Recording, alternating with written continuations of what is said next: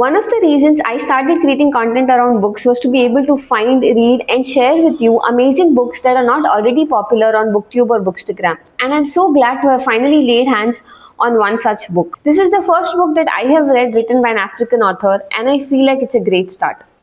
You certainly know British actress Emma Watson and American actress Anne Hathaway. What you might not know is that they are both UN Women's Global Goodwill Ambassadors. You may have come across Emma Watson's viral speech on the He for She campaign launch in 2014, but what you most likely do not know is the mind that conceived the idea of He for She. The idea that women do not have to fight men for their rights. Instead, the idea could be a solidarity movement where people of all gender are called upon to help to end the persisting inequalities against women and girls globally. This is inspired by the African philosophy of Ubuntu, which emphasizes the value of community, shared humanity, understanding, compassion, and forgiveness. This is also a common theme in the works of Nelson Mandela. This is a memoir of a woman from a very humble background who worked her way up to the UN Women team and was at the core of the He for She movement.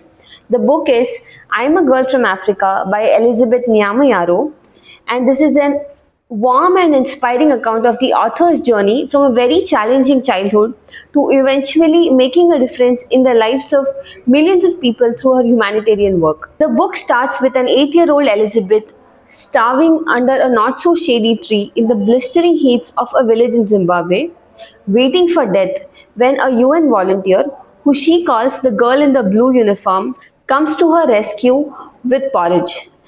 It is this very moment that decides the entire purpose of Elizabeth's life. The book also captures her heartfelt and loving relationship with her grandmother Gogo and other members of her family, and her encouraging journey from a small village in Africa all the way to London and then across the world.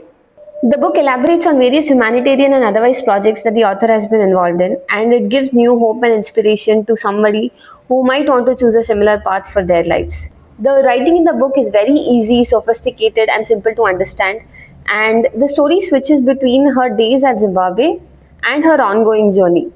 There are some lovely quotes in the book which provide an understanding and insight on the African values and culture. If you are working towards a dream and facing any challenges, this book will help you realize that you are not alone in your journey, and whatever it is that you're struggling with, things will eventually fall in place. If you are looking for something simple, easy to read, and inspiring, this is your book.